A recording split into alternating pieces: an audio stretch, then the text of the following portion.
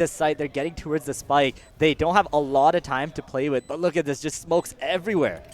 And the dark cover and the turret paired together, you're gonna get a lot of information. And Kevin is actually on the other side of the smoke where Rex is. I don't know if Rex is aware, but it's actually gonna be Nimrod that takes that first shot in, gets the player towards 3, but Kevin fires back. Nimrod fires back as well. Kevin, it's all up to him, but Noodle! Just like that, Big Noodle has done it as Guelph has brought it back from the clutches of defeat. They take it 15-13 and bring their way to the finals of WaterLAN. And the trades, they go left and right, but on the winning side is actually Guelph. I cannot believe it, Karthik. Yeah. I am... Oh my god, you couldn't make this stuff up if you wanted to. No, absolutely not. But That this was is WaterLAN for you. 15-13, a comeback from 11-1 as Guelph has the incredible amount of tenacity in them to bring it back to overtime and get the win. Oh yeah, my and god. that was the best of one that we wanted. It was a best of one, but it felt like a best of 3, honestly, Yeah. because the way that the teams were going back and forth, that was just so legendary. I think Big Noodle just came out so big in that second half, provided his team so much supporting gunfire, so much supporting utility. AKZ, his flashes were absolutely legendary. They stopped so much aggression. They were so useful on retakes, and even that last round, you saw so many trades going left and right. I think Nimrod was probably the most pivotal player of that round. Got so many picks, 2 of them, and it was all up to Noodle. He stayed composed, got that last kill, and it's going to be Guelph advancing to the finals to take down, potentially, Waterloo Gold, and that's going to be such an exciting match to come out. I am so excited going into this final now because this is WaterLAN, baby, and I am so ready to go into this best of 3 final. Yeah, thank God it's a best of 3, dude. After seeing games like these, I want more. As, yeah, incredible play by both teams, and Guelph just barely making it out on top. Those things like Nimrod surviving the result out of nowhere, pulling out clutches out of thin air, and finally this game ends up finishing. But yeah, we're going to be right back after a short break to go to the grand finals of WaterLAN. Don't go anywhere.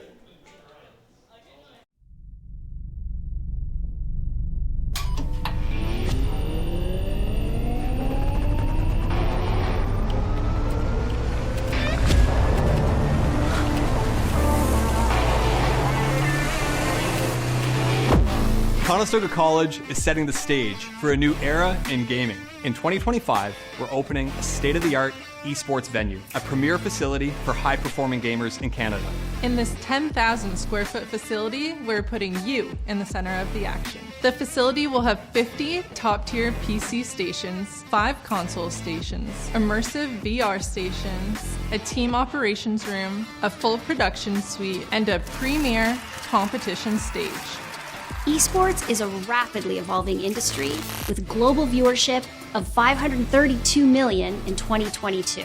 This initiative goes beyond esports. It's also a platform for forging bonds, making memories, and creating connections. Since 2020, Condor's esports continues to evolve, providing industry-leading facilities and experiences to the esports community. Conestoga's esports venue expresses a sustainable and intentional future to compete, play, and work, all powered by gaming.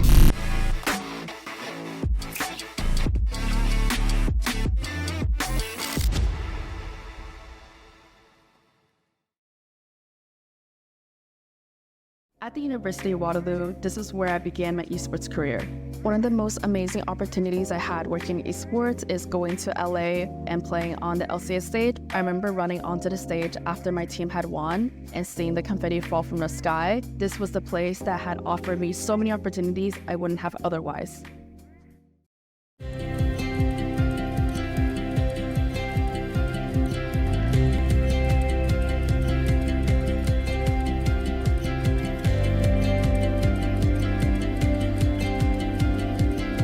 The exciting part about Waterloo region is that there's a variety of venue types. So whether it's the Odd or Bingham Inns or one of the hotel properties or outdoor spaces, there's so many excellent places where people can actually participate in esports activities.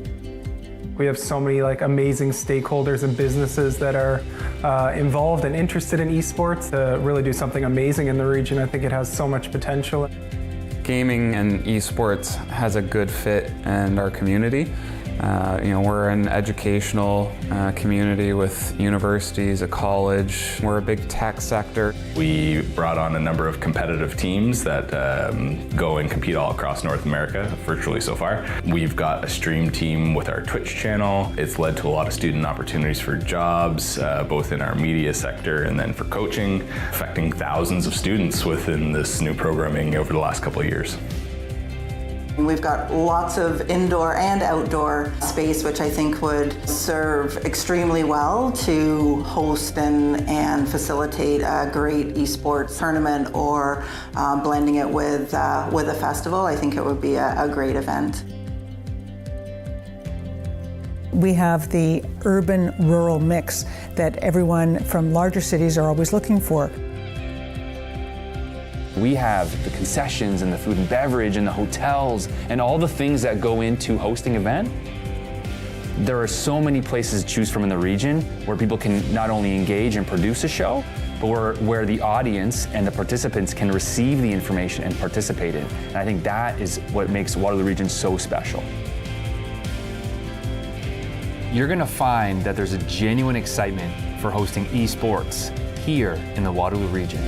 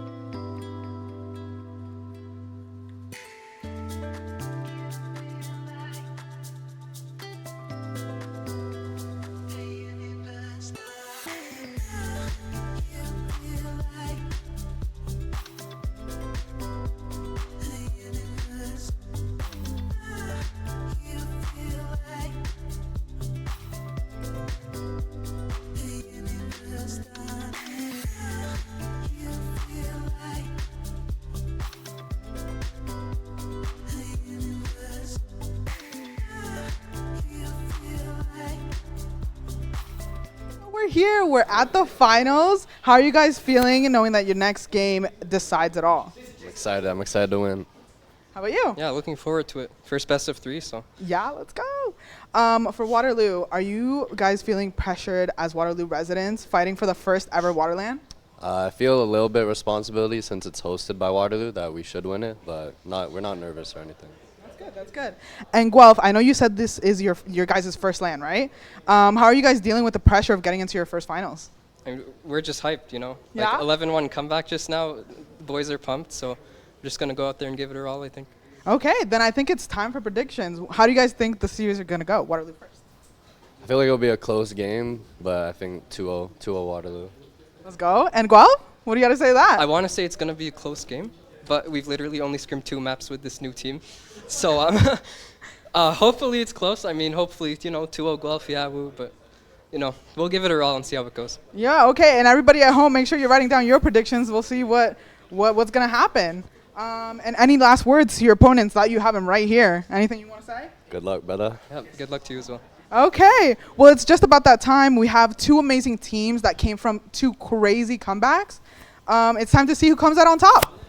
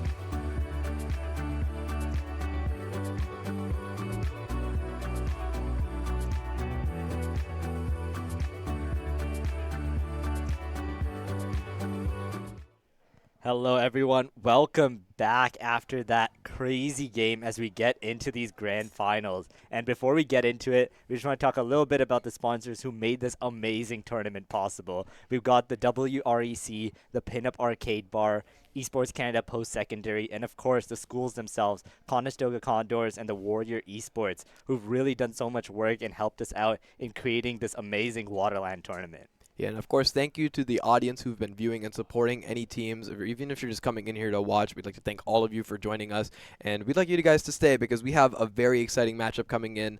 We have the grand finals of the Champions Bracket. We're going to have University of Guelph Gold versus Waterloo Gold. It's going to be a battle of the golden teams, but only one team will come out on top and take home that WaterLAN trophy, that beautiful, gorgeous little wave orb trophy. Beautiful.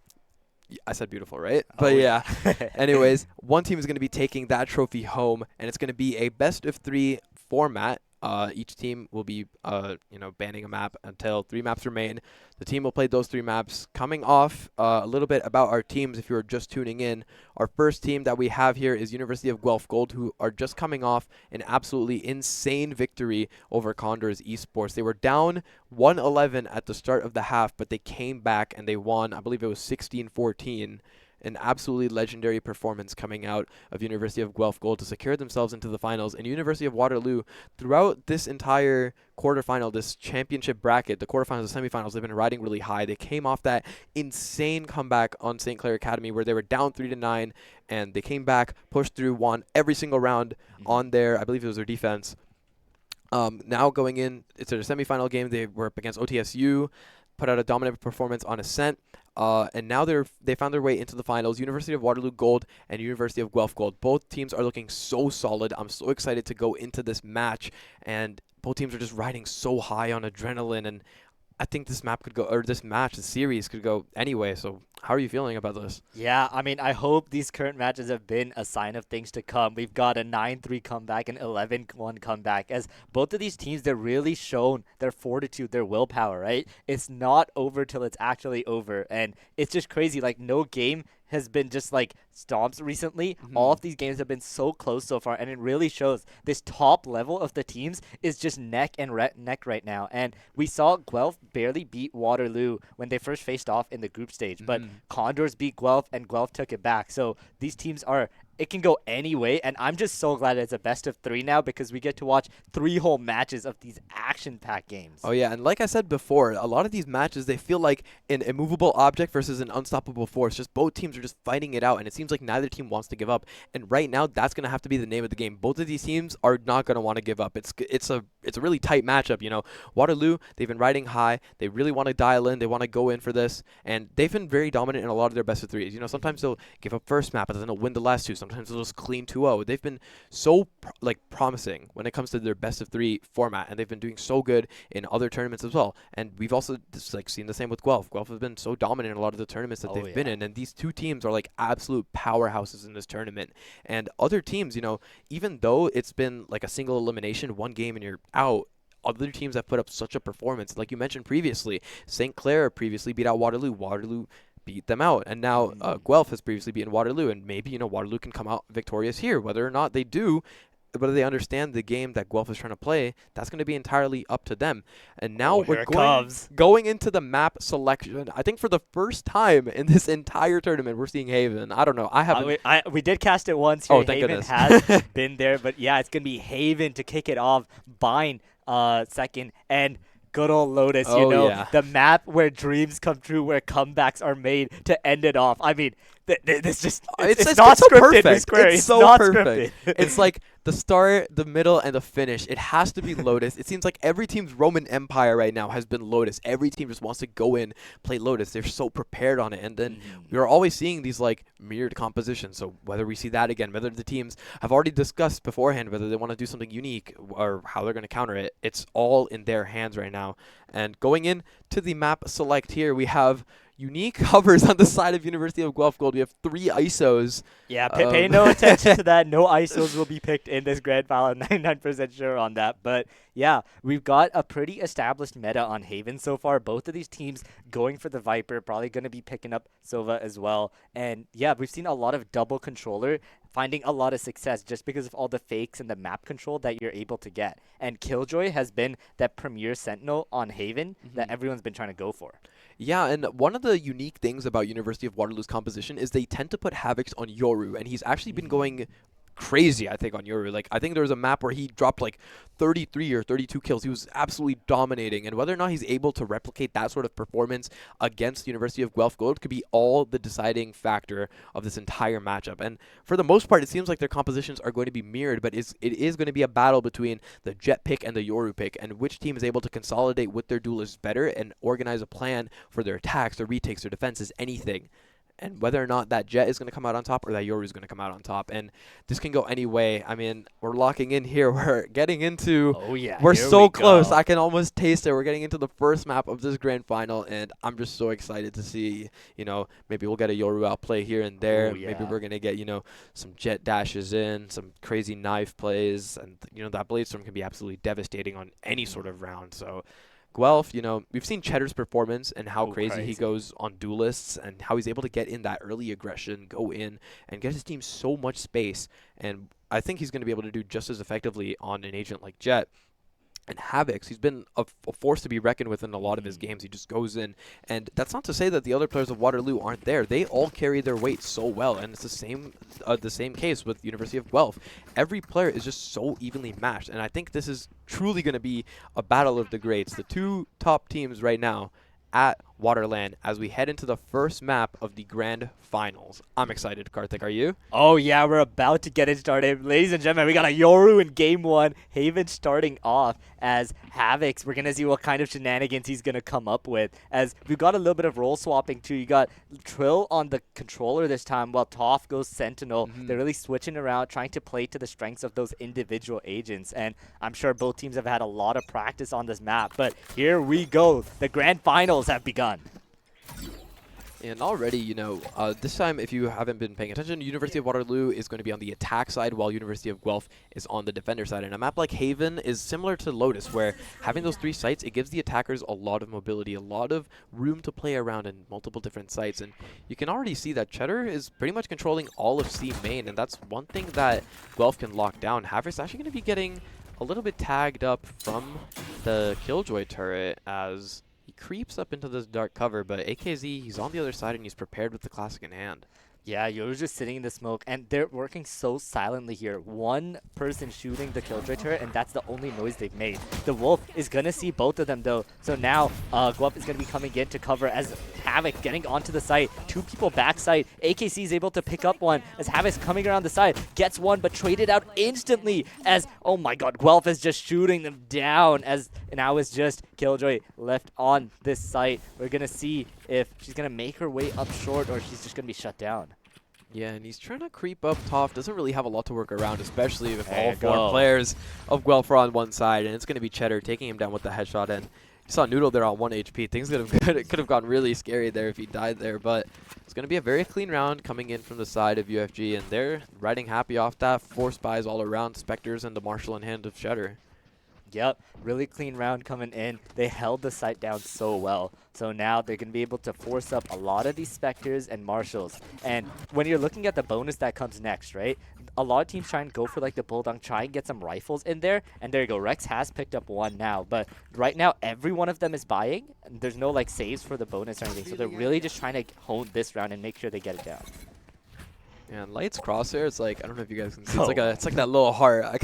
I mess with it, you know? He's like showing love to his enemies when he shoots them every time, but it's a little less lovely to get shot. But right now, Waterloo, they're kind of just trying to get some space in garage, find something mid, but there is actually going to be Noodle on the inside garage window, taking a little bit of a position, and he's kind of tucked in this corner, but he's going to be able to get out. Does get tagged up a little bit, though.